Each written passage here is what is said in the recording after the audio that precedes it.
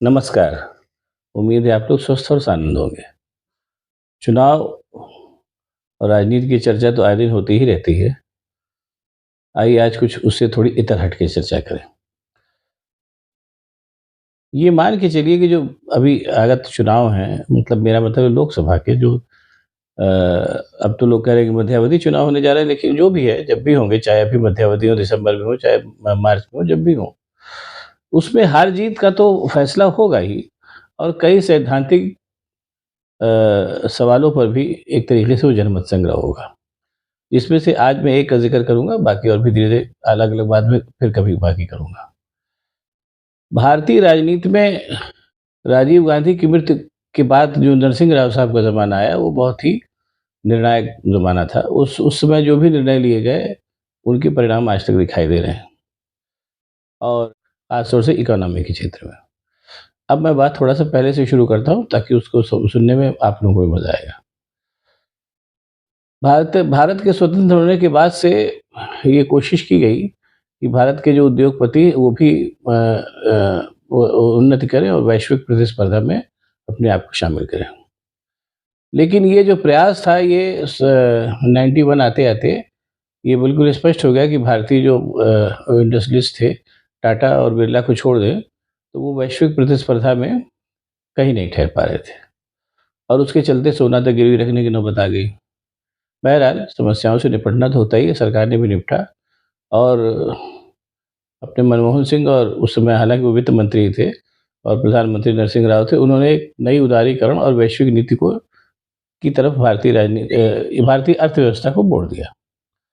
अब ये बात इससे परिणाम ये हुआ कि ये बात बिल्कुल एकदम क्रिस्टल क्लियर हो गई कि भारतीय राजनीति में और जो इकोनॉमी है, उसमें जो है वो अब दुनिया की जो आर्थिक शक्तियाँ हैं, वो अपना रोल प्ले करेगी और तमाम वित्त मंत्री के तौर पर मनमोहन सिंह ने तमाम मल्टीनेशनल कंपनियों को भारत आने की इजाज़त दे दी, जिसको खुलेपन और उदारीकरण की नीति बोलते हैं। उन कंपनियों ने आकर के यहाँ की अर्थव्यवस्था का आमूल-चूल परिवर्तन कर दिया। अब मैं आपको बता रहा हूँ, आप में से बहुतों को नहीं मालूम होगा, मुझे भी नहीं मालूम था, लेकिन घूमते-फिरते चीज़ें पता चली जाती हैं। बहुत सी मल्टीनेशनल कंपनियाँ जब आई, उन्होंने अपने यहाँ दफ़्तर खोले, तो उनके लिए ज़ाहिर-सी बात है खाने-पीने की व्यवस्था होनी थी। तो 1-2 मल्टीनेशनल कंपनियाँ ऐसी भी हैं हिंदुस्तान में इस समय काम कर रही हैं, जो केवल अपने बाकी जो मल्टीनेशनल कंपनियों में जो खाना-वाना बना के सप्लाई किया जाता है, उनका ही ये काम है। अब आप ये समझ लीजिए कि कितने नीचे तक जो है भारत की अर्थव्यवस्था में विदेशी कंपनियाँ पहुँच गई हैं। उस चीज़ का जो एक परिणाम हुआ, वो ये परिणाम हुआ, जो वैश्विक प्रतिस्पर्धा में भारत उतरा या उतरने को बाध्य किया गया कि यहाँ के जो इंडस्ट्रियलिस्ट थे, जैसे मैंने कहा कि टाटा और बिरला को छोड़ करके, वो पूरी तरीके से वैश्विक प्रतिस्पर्धा के सामने कहीं नहीं टिके। ये बात अपने मोदी जी के आने के समय तक स्पष्ट हो चुकी थी। अब जो यहाँ के जो इंडस्ट्रीज़ थे, एक तरीके से आप ये मान के चलिए कि अडानी और अंबानी के नेतृत्व में जिनको एक तरीके से जिनका नरेंद्र मोदी के साथ गठबंधन हो चुका था, उन्होंने मोदी जी को बाध्य किया कि वो एक ऐसी अर्थव्यवस्था लेकर के आएँ, जिसमें वो सारे इंडस्ट्रियलिस्ट तो मैं बार-बार कहता हूँ, मैं उनको नहीं कहूँगा, परचूनी है। क्योंकि वो कुछ बना इंडस्ट्री का मतलब बेसिक चीज़ होता है कि जो इंडस्ट्रियलिस्ट है कुछ बनाता है। जैसे अपने टाटा जी बहुत कुछ बनाते हैं, आप नमक के लिए बात कर लीजिए, टाटा नमक है, या वो जो बिरला साहब हैं, उनका हिंडालियम का कारखाना है, वो एल्युमिनियम बनाते हैं और भी तमाम चीज़ें बनाते हैं। मतलब जो इंडस्ट्रियलिस्ट है वो कुछ बनावेगा और जो इंडस्ट्रियलिस्ट के तमगे के साथ परचूनिया है, वो खाली चीज़ों को इधर-उधर करता है। जैसे अंबानी जी, आप अपने दिमाग पे ज़ोर डाल लें, कुछ नहीं बनाते। अडानी जी भी ज़ोर डाल लीजिए, कुछ नहीं बनाते। वो सरकार से तमाम परिसंपत्तियाँ लेते हैं और उसके बाद उन परिसंपत्तियों के ऊपर बैंकों से लोन लेते हैं और उसके बाद जो करते हैं, उसको बहुत ज़्यादा बताएँ तो जग जाएगा। ये इस पूरी वैश्विक प्रतिस्पर्धा में जो फेल भारतीय उद्योगपति या परचूनियाँ जो भी कह लीजिए थे, वो अडानी और अंबानी को सिरमौर बना करके अपने मोदी जी के साथ उनके शासनकाल में मैदान में उतरे। और ये भी सही बात है कि जो पूरा का पूरा जो अपने मोदी जी के जो शासनकाल में जो एक अर्थव्यवस्था का युग शुरू हुआ, वो जग ज़ाहिर है अडानी के हवाई जहाज़ से चलते थे, जो क्या पूरी चुनाव रैलियाँ सब उन्होंने की, तो भाई उसको चुकाना तो है ही। तो ऐसे उद्योगपतियों की जमात जो थी वो खड़ी हो गई और उसका सत्ता के साथ गठजोड़ हो गया। नतीजा ये हुआ कि जो अब ज़ाहिर-सी बात है, जैसे मैं बार-बार कह रहा हूँ कि वैश्विक प्रतिस्पर्धा में तो फ़ेल कर गए थे। अब इनका जो अगला स्टेप था वो ये था कि भारतीय संसाधनों पर ही अपना अधिकतम कब्ज़ा करो और उसके लिए सरकार उनकी जो है वो एक तरीके से सहायक बन गई। अपने जैसे अडानी जी की बात करिए, सब कुछ है उनके पास, वो खेती में भी उनका दखल है, पोर्ट में भी उनका दखल है, हवाई जहाज़ों में भी दखल है और बिजली में भी दखल है, सब चीज़ में उनका दखल है। और ज़ाहिर-सी बात है उसके लिए तमाम बैंक हैं जिनसे लोन लिए जा रहे हैं और वो लोन उनको लगातार बदस्तूर मिलते रहे, इसलिए जो है वो उनको सत्ता का सहयोग प्राप्त है। तो ये जो एक पूरा गठबंधन चला अपने अडानी, अंबानी और मोदी साहब का, इस गठबंधन ने ऐसे भारतीय उद्योगपतियों को या कह लीजिए परचूनियों को, जो वैश्विक प्रतिस्पर्धा में फ़ेल कर गए थे, उनको हिंदुस्तान में खुला खेलने की छूट दे दी। ये बात अब आज भी जग ज़ाहिर हो चुकी है। लेकिन बस वही वाली बात है, जो फिसड्डी तो फिसड्डी। तो वैश्विक प्रतिस्पर्धा में तो आज आप खुद ही सोच लीजिए कि अपने अडानी हो या चाहे अंबानी हो, ये वैश्विक प्रतिस्पर्धा में कहाँ ठहरते हैं। ये कुल मिला के घूम फिर के हिंदुस्तान में ही है और सरकार के साथ ऐसा यही की परिसंपत्तियाँ ले रहे हैं। ये जो थी एक पूरी व्यवस्था चली। अब आप गौर करिए कि इसमें से बहुत से लोग ऐसे थे जो वैश्विक प्रतिस्पर्धा में जब फ़ेल हो गए और इस अडानी, अंबानी और क्या नाम है मोदी जी के गठबंधन में शामिल हो गए, तो बहुत से लोग ऐसे थे जो ज़्यादा चतुर-सुजान थे कह लीजिए, कि उन्होंने काम बरखा कमाया और देश छोड़ दिया। ये आप ये देख लीजिए आप इसको कि ये प्रोसेस जो है एक तरीके से अपने मोदी युग के साथ ही शुरू हुआ और बड़े पैमाने पैमाने पे शुरू हुआ। बहुत से ऐसे जो इंडस्ट्रीज़ थे, हमारे हिसाब से मैं उनको कहूँगा परचूनियाँ, वो सब काफ़ी कुछ उन्होंने माल कमाया और लेके निकल गए। अभी भी एक आंकड़ा भी आता है कि आंकड़ा था कि हर साल जो है वो करीब बहुत बड़ी संख्या में ऐसे भारतीय जो है वो विदेश जाकर के बस रहे हैं, जो यहाँ की अर्थव्यवस्था से असंतुष्ट हैं और अपने आप को ठीक नहीं पा सकते। वो भी सब धीरे-धीरे जा रहे हैं। तो ज़ाहिर-सी बात है कि ये जो एक तबका है जो सरकार की सरपरस्ती में फल-फूल रहा है और वो पूरी तरीके से हिंदुस्तान के ही संसाधनों पर निर्भर कर रहा है।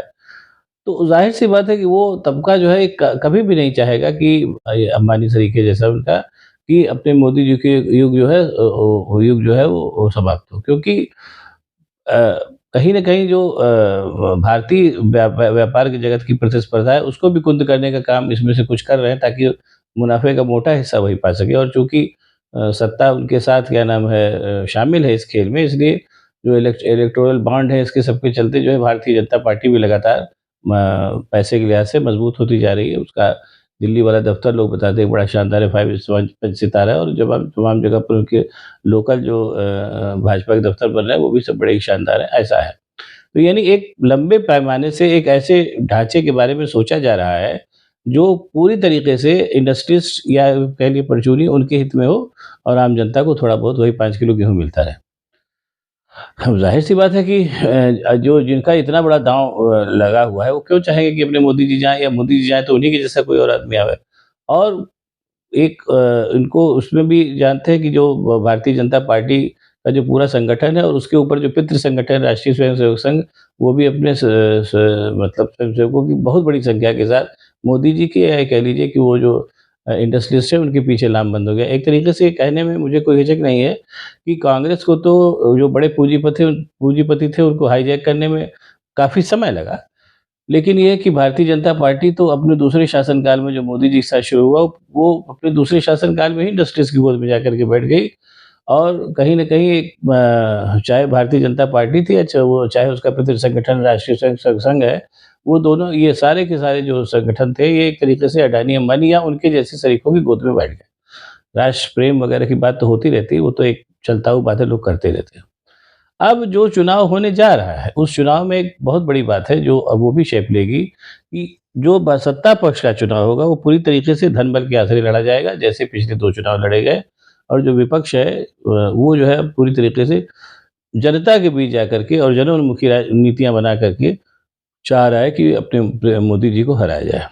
यानी कहीं न कहीं ये जो लड़ाई होने जा रही है अगला चुनाव, ये भारतीय जनता पार्टी और विपक्ष के बीच में तो चुनाव होने ही जा रहा है। कहीं न कहीं जनता और धन के बीच में भी किसको चुनना है, इसको भी लेकर के चुनाव होने जा रहा है। ये जो चुनाव वो अगला चुनाव होगा, ये जनता और धन्ना सेठों के बीच का भी चुनाव इसको मानिए। धन्ना सेठों की प्रतिनिधित्व भारतीय जनता पार्टी कर रही है और आम जनता का प्रतिनिधित्व दूसरी विपक्षी पार्टियाँ कर रही हैं।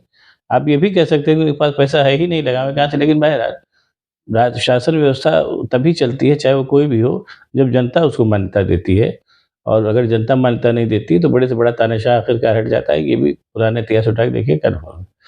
और साथ ही साथ जनता का ध्यान इन सब चीज़ों की तरफ न जाए, उसके जैसा अपने प्रधान सेवक की नीति रही है कि लगातार गलत बयानी करना, झूठ बोलना और चीज़ों को भरमाने के लिए नित नए मुद्दे उठाना, ये सब उनका काम चलता रहता है, अभी आगे भी चलेगा।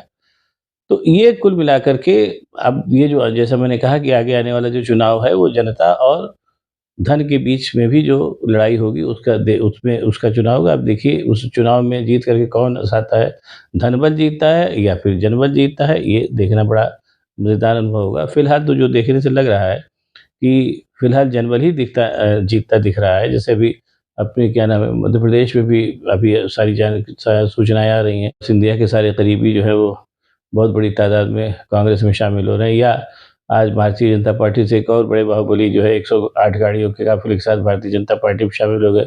उनके करीब 5000 समर्थक भी शामिल हुए।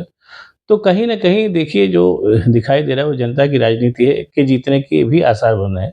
लेकिन इसमें एक बात मैं और कहूँगा कि जो सत्ता में बैठा हुआ है और सत्ता में जो व्यक्ति बैठा है उसकी वो जो साम, दाम, दंड, भेद सारी चीज़ें अख्तियार कर रहा है। इसलिए भारतीय जनता पार्टी को उतना कमज़ोर आंकने की भी ज़रूरत नहीं है। सत्ता में तो है ही, सत्ता के लाभ भी उनके पास है। अब देखिए क्या होता है, जनता जीतती है या पैसा जीतता है, देखिए बहुत जल्दी तय हो जाएगा। अब अगर आपको हमारा ये वीडियो पसंद आया हो तो इसको शेयर करिए, लाइक करिए और साथ ही साथ मेरे चैनल को सब्सक्राइब करिए ताकि मैं और भी ऐसी बातें आपको बताता रहूँ। बीच-बीच में चुनावों और राजनीति की चर्चा से परे हट करके मैं थोड़ा बहुत इकोनॉमी वगैरह पे भी आप लोगों से बात करता रहूँगा। देखिए अगर आप लोगों को पसंद आए तो इस पे कमेंट करिए और देखिए क्या होता है, ताकि मैं भी और इस तरीके की जो बीच थोड़ी बहुत सैद्धांतिक बातें हुई बीच-बीच में आपको बताता रह सकूँ। ये ज़रूर लिखिएगा अगर आप वो पढ़ेंगे, इसको देखेंगे कि ये जो पूरा ये जो मुद्दा है कि अगला चुनाव जनता के बीच में और धन के बीच में होने जा रहा है, इस पे मैं आप कमेंट करेंगे तो मुझे अच्छा लगेगा। बहुत-बहुत धन्यवाद। नमस्कार।